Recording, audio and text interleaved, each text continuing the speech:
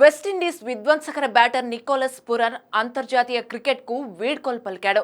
29 ఏళ్ల వయసులోనే దేశం తరపున ఆడలేనని ప్రకటించాడు. విధ్వంసకర బ్యాటింగ్కు మారుపేరైన నికోలస్ పురన్ నిర్ణయం అందరినీ ఆశ్చర్యానికి గురిచేసింది. ఎంతో ఆలోచించి ఈ నిర్ణయాన్ని తీసుకున్నానని, తనపై ప్రేమను చూపించిన అభిమానులకు కృతజ్ఞతలు అంటూ ఇన్స్టాగ్రామ్ వేదికగా నికోలస్ పురన్ ఓ సుదీర్ఘ పోస్ట్ను పంచుకున్నాడు. అయితే అంతర్జాతీయ క్రికెట్లో నిలకడగా రాణించలేకపోవడం, బిజీ షెడ్యూల్, ఇతర కమిట్మెంట్ల కారణంగా నికోలస్ పురన్ ఈ నిర్ణయాన్ని తీసుకున్నట్లు తెలుస్తోంది.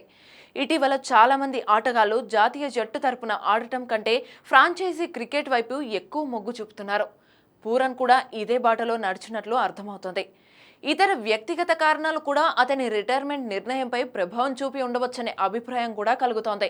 ముఖ్యంగా ఫ్రాంచైజీ క్రికెట్లో తీరికలేని క్రికెట్ ఆడుతుండటంతో ఫ్యామిలీకి సమయం కేటాయించలేకపోతున్నాననే బాధ పూరన్ను వెంటాడినట్లు తెలుస్తోంది.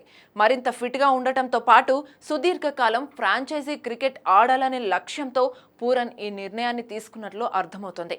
ఏది ఏమైనా నికోలస్ పురన్ ఆకస్మిక నిర్ణయం వెస్టిండీస్ క్రికెట్కు పెద్ద ఎదురుదెబ్బ అని చెప్పవచ్చు.